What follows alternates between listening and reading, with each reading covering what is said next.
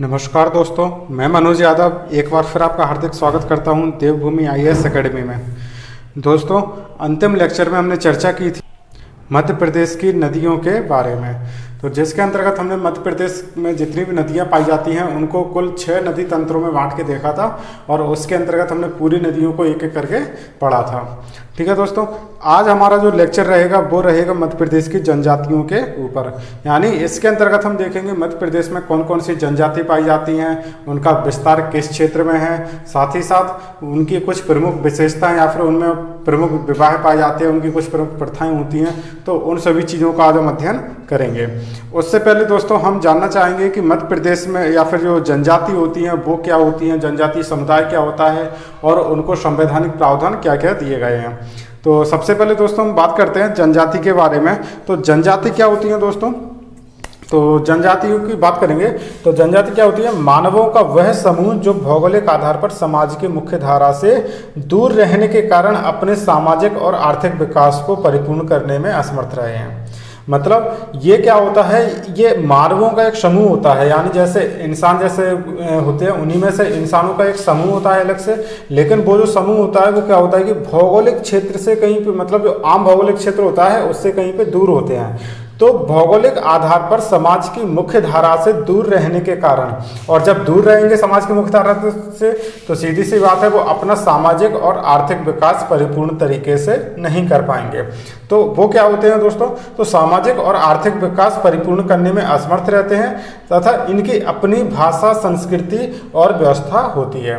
अब सीधी सी बात है दोस्तों, जब ये जो जनजाति समुदाय की हम बात कर रहे हैं, जब वह सामाजिक और आर्थिक रूप को आर्थिक विकास करने में असमर्थ रहेंगे और साथ ही साथ वह भौगोलिक क्षेत्र से दूर रहेंगे, तो वहाँ पे वो अपनी एक खुद की संस्कृति का निर्माण करेंगे, खुद ही एक भाषा का प्रचलन करेंगे और साथ ही साथ उनकी जो व्यवस्था होगी, अब चाहे वो राजनीतिक व्यवस्था हो, चाहे उनकी पैसों से संबंधित यानी अर्थव्यवस्था हो, तो उनकी अर्थव्यवस्था अलग रहेगी और उनकी राजनीतिक व्यवस्था भी अलग रहेगी। तो ये हमारी कहलाती हैं जनजातियां। तो जनजातियां मोटे शब्दों में क्या हो जाएगा दोस्तों? तो मानवों का वह समूह जो भौगोलिक आधार पर जो मुख्य धारा होती है, समाज की मुख्य धारा होती है, उससे कहीं पर दूर स्थित होते हैं। ठीक है, और साथ ही साथ ये अपना सामाजिक और आर्थिक विकास परिपूर्ण करने में असमर्थ होते हैं और इसी कारण इनकी खुद की संस्कृति, खुद की भाषा और खुद की व्यवस्थाएं होती हैं। ठीक है, तो वो कहलाएगी आपकी जनजाति। अब दोस्तों ध्यान रखना, एक होता है जनजाति, एक होता है जाति। यानी जाति क्या होती है? तो जाति दोस्तों क्या होती है? ये जो अपन हिंदू धर्म पढ़ते हैं तो हिंदू धर्म के अंतर्गत ही आने वाला एक समाज होता है, जिसको आपने अपने हिस्ट्री के अंतर्गत पढ़ा होगा, जो शूद्र वर्ग होता है। तो क्या हुआ, उनके साथ ही सामाजिक रूप से काफी ज्यादा अत्याचार हुए हैं, तो वो पिछड़े हुए हैं। लेकिन किस आधार पर वो पिछड़े हुए हैं? सामाजिक आधार पर। उनको अपन भौगोलिक आधार पर पिछड़ा हुआ नहीं बोल सकते हैं। तो दोनों में जो बेसिक डिफरेंस रहेगा दोस्तों वो ये रहेगा कि जो अनुसूचित जाति होती है, अनुसूचित वर्ड कैसे आ जाता है? अनुसूचित यानी जब भी हम किसी जाति या जनजाति को संविधान में जगह देते हैं तो उनका नाम उनके नाम क्या है? अनुसूचित जोड़ दिया जाता है। मतलब अब वो हमारे संविधान में सूचित हो चुके हैं या फिर अनुसूचित हो चुके हैं। तो यदि अनुसूचित जाति और अनुसूचित जनजाति की बात करें तो बेसिक डिफरेंस ये रहेगा कि अनुसूचित जनजाति जो रहती है वो भौगोलिक आधार पर पिछड़ी हुई रहती है और जनजाति रहती है, और अनुसूचित जाति जो रहती है वो सामाजिक आधार पर पिछड़ी हुई रहती है। इतना समझ में आ गया? तो आने वाले लेक्चर में अपन पढ़ेंगे अनुसूचित जाति के बारे में ही पढ़ेंगे, ज़्यादा बड़ा नहीं है वो टॉपिक, अपना छोटा सा रहेगा, तो वो अपना अगले लेक्चर में कवर करेंगे। तो आज हमारा जो बेसिक फोकस रहेगा वो रहेगा जनजातियों के ऊपर। तो जनजाति क्या होती है बेसिकली आज हमें उसी को देखना है। अब इसके दोस्तों यदि संवैधानिक प्रावधान की बात करें तो इसकी परिभाषा की बात करें दोस्तों, इसकी परिभाषा कहाँ पे दी रहेगी? तो वो दी रहेगी अनुच्छेद 366 के 25वें खंड में, वहाँ इसकी परिभाषा दी रहेगी। यदि इसका विस्तृत रूप से वर्णन कहाँ पे दिया होगा तो वो दिया होगा अनुच्छेद 342 में। ठीक है, वहीं दोस्तों इसकी संवैधानिक दर्जा की बात करें, यानी इसको संवैधानिक दर्जा जो है वो कौन से अनुच्छेद के तहत दिया गया है? तो वह दिया गया है दोस्तों अनुच्छेद 338A के तहत। इतनी सी बातें आपको याद रखनी हैं। यानी अगर अनुसूचित जनजाति की बात करें तो आपको ये जो 3 आर्टिकल हैं दोस्तों ये इंपॉर्टेंट रूप से याद रखने हैं। पहला हो जाएगा परिभाषा के लिए 366 का 25वां खंड, दूसरा हो जाएगा अनुच्छेद 342 में जहां इसका विस्तृत रूप से वर्णन किया गया है, और तीसरा बोला है दोस्तों 338A जिसमें के अंतर्गत इसको संवैधानिक दर्जा दिया गया है। इतनी चीज़ें क्लियर हो गई। अब आगे बात करते हैं दोस्तों, तो वो होगा अपना किस बारे में, तो वो होगा मध्य प्रदेश के संबंध में। यानी अब हम अनुसूचित जाति की जनजाति की चर्चा करने जा रहे हैं, लेकिन मध्य प्रदेश के संबंध में। तो यदि मध्य प्रदेश की बात करें तो मध्य प्रदेश की कुल जनसंख्या का 21.1% जो है दोस्तों वो जनजाति है। यानी कुल जनसंख्या में से 21.1% जो जनसंख्या वो किससे रहेगी, वो जनजातीय जनसंख्या रहेगी, जो कि यदि संख्या में अगर बात करें तो लगभग 1.53 करोड़ होता है।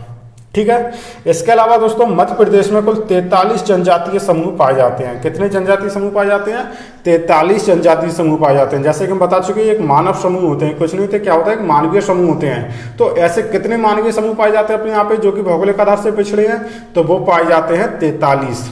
ठीक है, 43 जनजातीय समूह पाए जाते हैं, जिनमें से जो 3 जनजातीय समूह हैं दोस्तों, उनको भारत सरकार द्वारा विशेष पिछड़ी जाति के रूप में चिन्हित किया गया है। कौन कौन से हो जाएंगे, तो पहला हो जाएगा बैगा, दूसरा हो जाएगा सहारिया और तीसरा हो जाएगा भारिया। यानी बैगा, सहारिया, भारिया, ये बहुत ज़्यादा इंपॉर्टेंट है, ये एग्जाम में बहुत बार पूछा जाता है दोस्तों। इसका नाम बिल्कुल आप याद रख लेना अच्छे से। क्वेश्चन डायरेक्ट आते हैं कि भारत सरकार द्वारा विशेष पिछड़ी जनजाति के रूप में कौन सी जनजाति चिन्हित की गई है, तो इन 3 में से कोई एक आपको ऑप्शन मिल जाएगा। तो बैगा, सहारिया और भारिया। ठीक है, इनको अभी हम आने वाले समय में भी थोड़े डिटेल में पढ़ेंगे कि बैगा कहाँ पे पाए जाते हैं, सहारिया कहाँ पे पाए जाएंगे, भारिया कहाँ पे पाए जाएंगे। ठीक है। इसके अलावा दोस्तों बात करें मध्य प्रदेश में सबसे अधिकतम जनजाति कौन सी कहाँ पर पाई जाती है और कौन सी पाई जाती है, तो यदि कौन सी की बात करें तो मध्य प्रदेश में जो सबसे ज़्यादा जनजाति पाई जाती है दोस्तों वो है आपकी पहले नंबर पे भील। कौन सी होती है, पहले नंबर पे भील, यानी सबसे ज़्यादा आपकी भील जनजाति पाई जाएगी। उसके बाद गोंड जनजाति पाई जाएगी और तीसरे नंबर पर आपकी कोल जनजाति पाई जाएगी। तो भील, गोंड, कोल, ये 3 आपको याद रखना है। अब यदि क्षेत्रवार बात करें इसकी, तो सबसे ज़्यादा जो जनजाति है दोस्तों वो कौन से जिले में पाई जाएगी, वो पाई जाएगी धार जिले में। किसमें पाई जाएगी, धार जिले में पाई जाएगी। और धार जिले में वो किस रूप में पाई जाएगी, तो संख्यात्मक रूप में सबसे ज़्यादा पाई जाएगी। यानी कितनी संख्या में पाई जाएंगे, तो लगभग 12 लाख जो जनजाति जनसंख्या है वो कहाँ पे पाई जाती है, धार जिले में। इसके अलावा अलीराजपुर में पाई जाती है प्रतिशत के हिसाब से सबसे ज़्यादा, यानी 89% आपकी जो जनजाति है वो कहाँ पे, या फिर अलीराजपुर का जो क्षेत्र है उसमें टोटल 89% जनजाति पाई जाती है। इतनी चीज़ें क्लियर है। तो आपको जनजाति के हिसाब से 2 जिले याद रखने हैं, पहला हो जाएगा आपका धार और दूसरा हो जाएगा अलीराजपुर। धार जो रहेगा वो संख्या के हिसाब से रहेगा और अलीराजपुर जो है परसेंटेज के हिसाब से सबसे ज़्यादा रहेगा। ठीक है। न्यूनतम जनसंख्या की बात करें तो न्यूनतम जनजाति जो है वो आपकी केवल भिंड में पाई जाती है, दोनों में, चाहे वो संख्या की बात करें चाहे वो परसेंटेज की बात करें। तो संख्या की बात करें तो लगभग 6100 जनसंख्या जो है आपकी भिंड जिले में है, और प्रतिशत की बात करें तो भिंड जिले में लगभग 0.4% आपकी जनजाति वहाँ पे पाई जाती है। इतनी सारी चीज़ें दोस्तों आपको क्लियर है। ठीक है। इसके आगे चलते हैं, इसके आगे देखते हैं दोस्तों मध्य प्रदेश में एक थोड़ा सा अपन विस्तृत यहाँ पे इसका व्यू लेने की कोशिश करेंगे कि कौन सी जनजाति कहाँ पे पाई जाती है। तो मोटे मोटे तौर पे दोस्तों एक बार यहाँ पे देख लो, ये संपूर्ण जनजाति नहीं है। टोटल बात करें तो अपने यहाँ पे कुल कितनी, लगभग 43 जनजाति पाई जाती है। उनमें से कुछ इंपॉर्टेंट जनजाति को हमने यहाँ पे मैप पे बताया है। यदि बात करें सबसे इंपॉर्टेंट भील, भील कहाँ पे पाए जाएंगे, भील आपके पूर्वी क्षेत्र में, पश्चिमी क्षेत्र में पाए जाएंगे। उसी के साथ अपन को यहाँ पे बंजारा भी देखने को मिल जाएंगे। बंजारा जो दोस्तों है वो राजस्थान वाले एरिया से लगे हुए आपको मिलेंगे। ठीक है। इसके अलावा पारधी, गोंड, यानी पारधी की बात करें तो पारधी आपको ये भोपाल वाला जो एरिया है, भोपाल रायसेन, वहाँ पे देखने को मिलते हैं। गोंड जनजाति की बात करें तो गोंड एक ऐसी जनजाति है दोस्तों जो मध्य प्रदेश में, यानी लगभग संपूर्ण मध्य प्रदेश में पाई जाती है। यानी अगर हम और जनजाति की बात करें तो उनका क्या रहता है, उनका एक क्षेत्र विशेष रहता है, वो किसी एक विशेष क्षेत्र में पाई जाती है।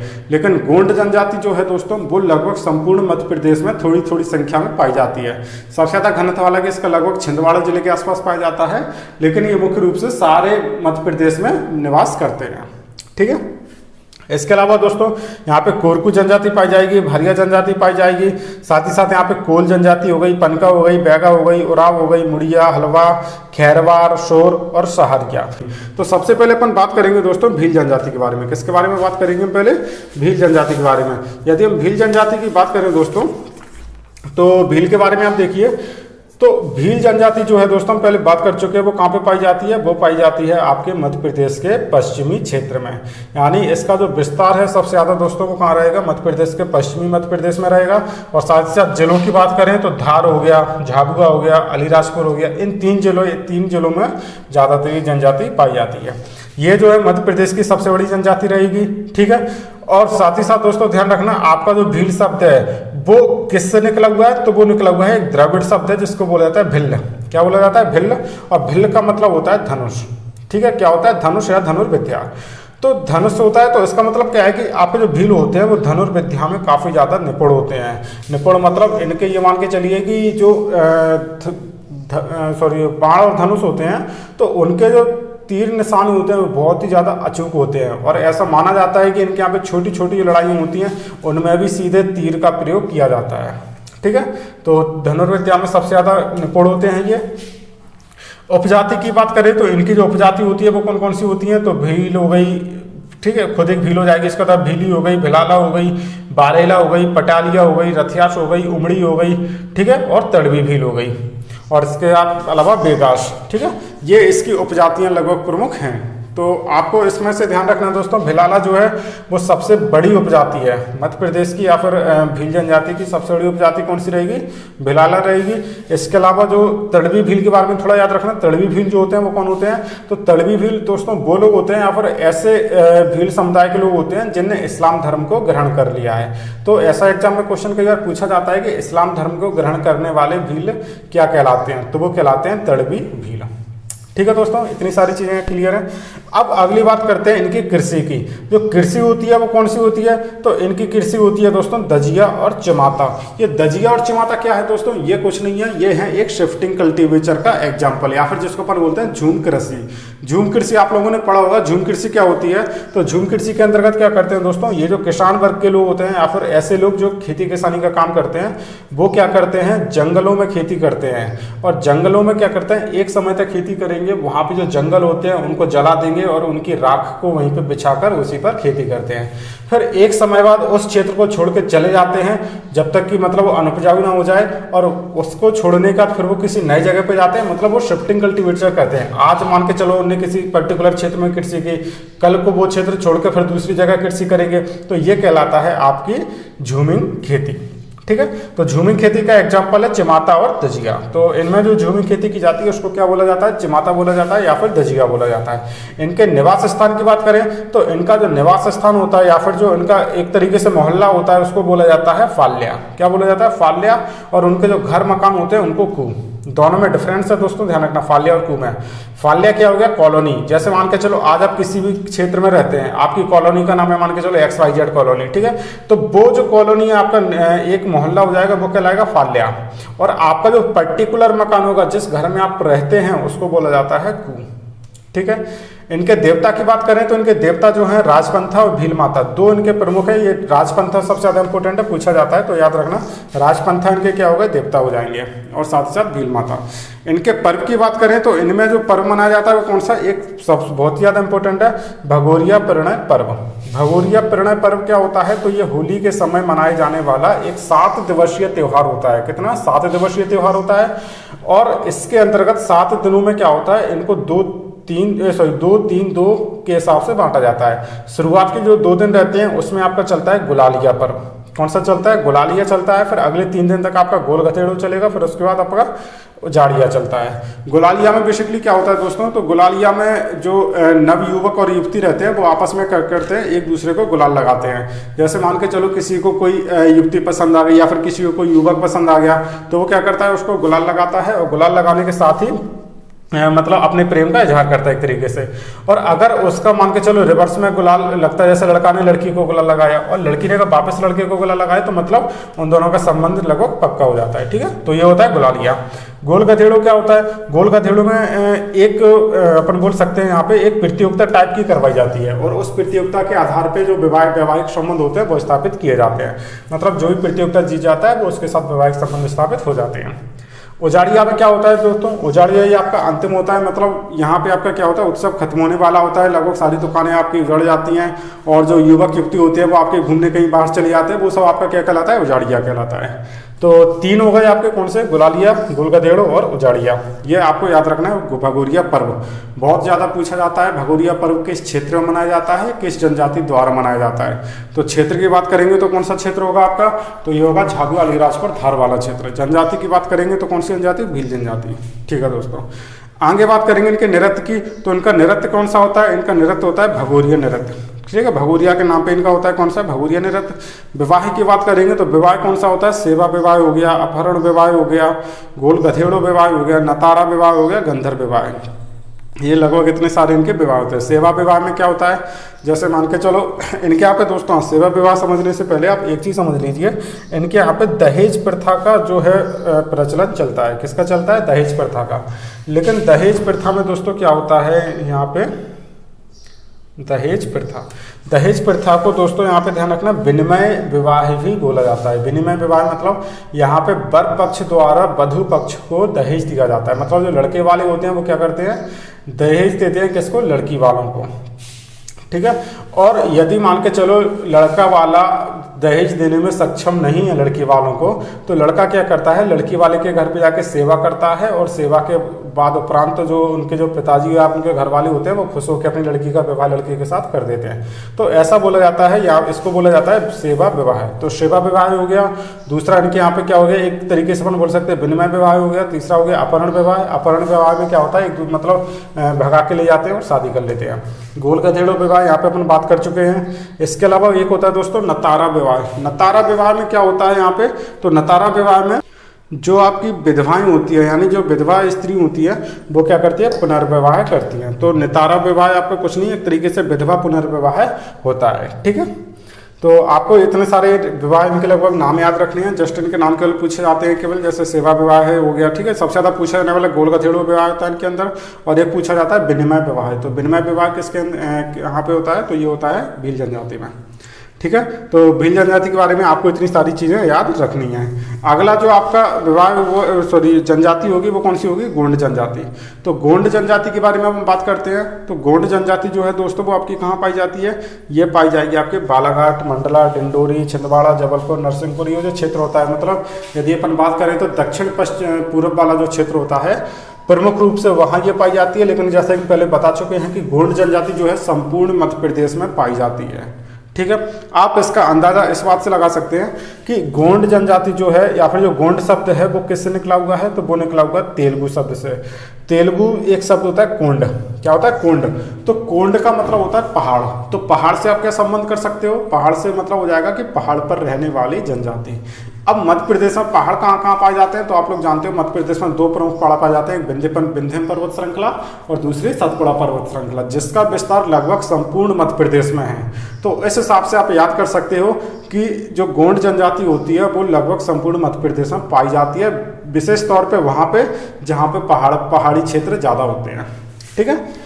तो ये गोंड जनजाति जो हो गई वो क्या है, पहाड़ पर रहने वाली एक जनजाति हो गई, जिसका विस्तार जो है बालाघाट हो गया, मंडला हो गया, डिंडोरी, जबलपुर, इसके अलावा छिंदवाड़ा, सिवनी, बालाघाट, इन क्षेत्र में पाया जाता है। ये जो है मध्य प्रदेश की दूसरी सबसे बड़ी जनजाति है, ठीक है। दूसरी सबसे बड़ी जनजाति होगी, भारत की पहली सबसे बड़ी जनजाति है, ठीक है।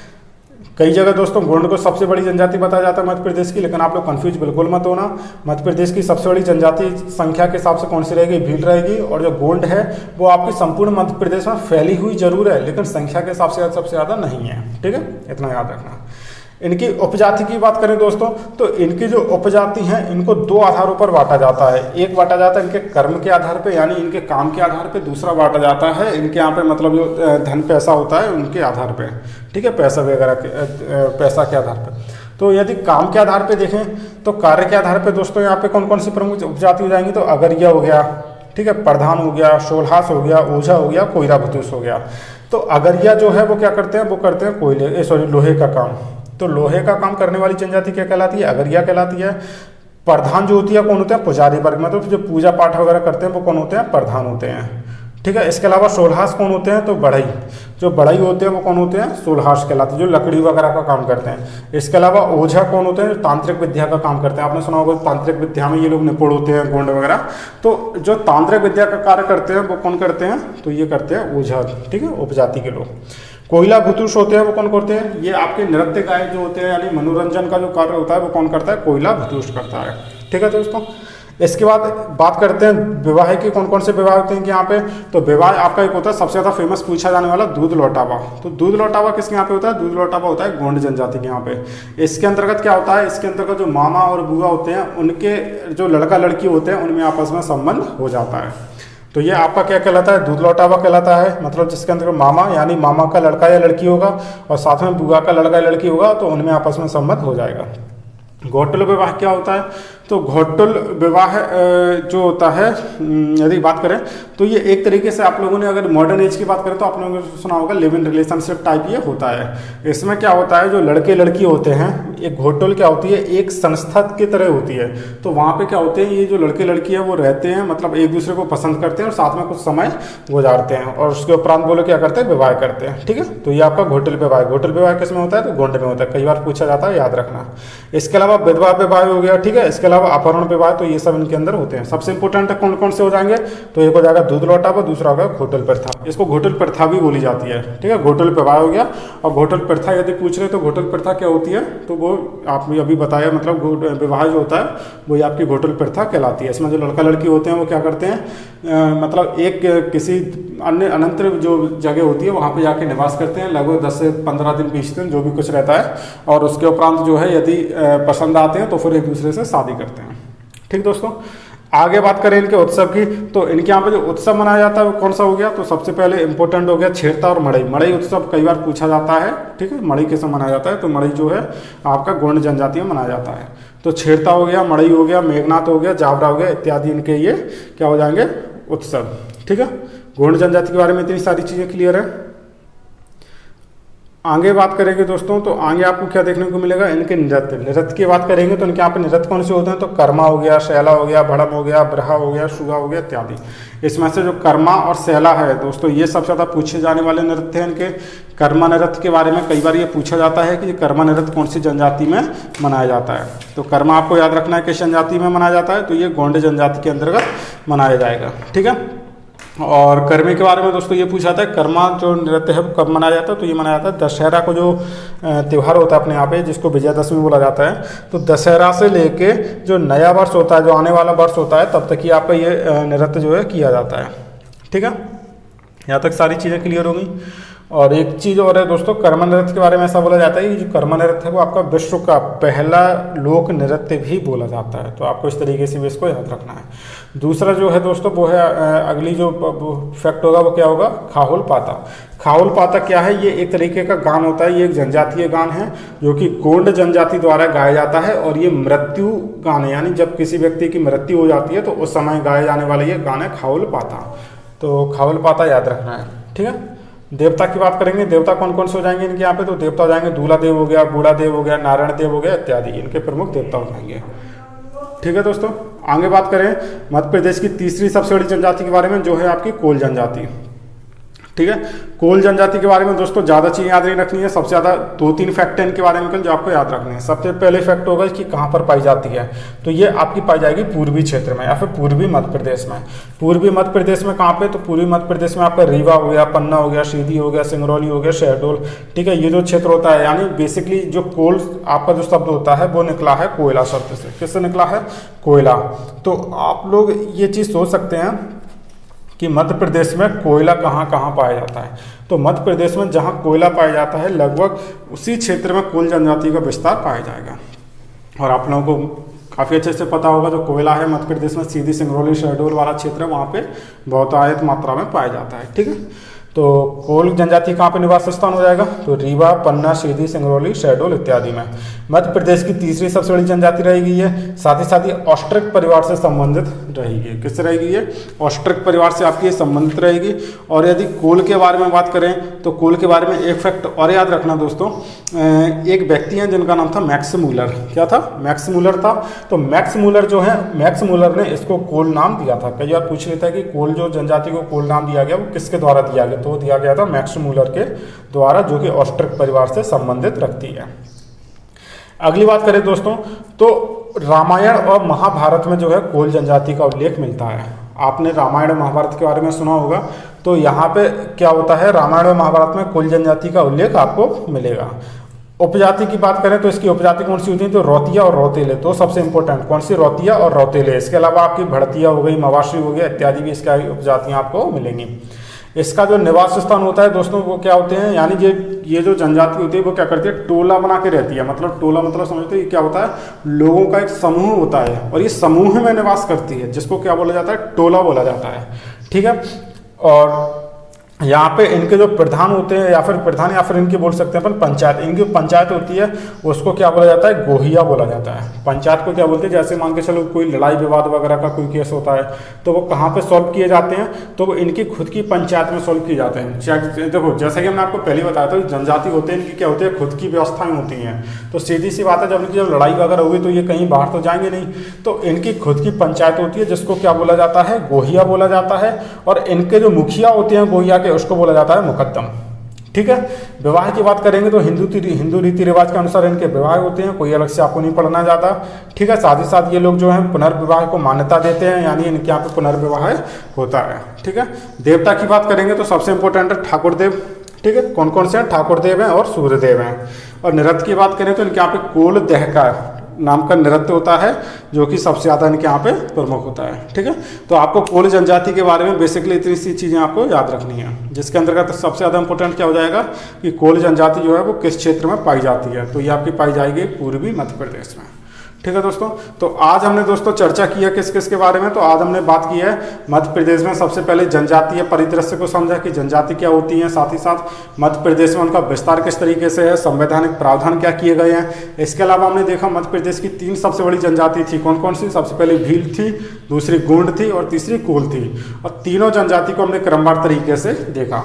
इसके अलावा और भी कई सारी जनजातियाँ छोटी मोटी, जिनको हम अगले लेक्चर में कवर करेंगे और अगले लेक्चर में हम सारी जनजातियों को एक तरीके से कवर कर लेंगे। तो आज का लेक्चर दोस्तों ज़्यादा लंबा ना हो, इस वजह से केवल इतना ही रखते हैं आज के लिए।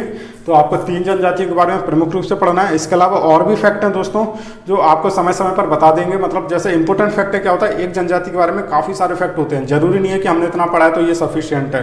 तो इसके अलावा और भी फैक्ट होते हैं, लेकिन जो इंपॉर्टेंट फैक्ट हैं दोस्तों वो आपके यही रहेंगे। अगर आप इतनी सारी चीज़ें याद कर लेते हो तो फिर ये रहता है कि और फैक्ट आप सुनते सुनते भी आपको याद हो जाते हैं। ठीक है दोस्तों। तो आज के लिए इतना ही। 3 जनजाति के बारे में आप अच्छे से पढ़ना, रिवीजन करना इनका। फिर मिलते हैं अगले लेक्चर में, और आने वाले लेक्चर में क्या करेंगे तो जो बाकी की जो जनजाति बची हैं उनको हम अच्छे से कवर करेंगे। ठीक है। तो तब तक के लिए नमस्कार, जय हिंद।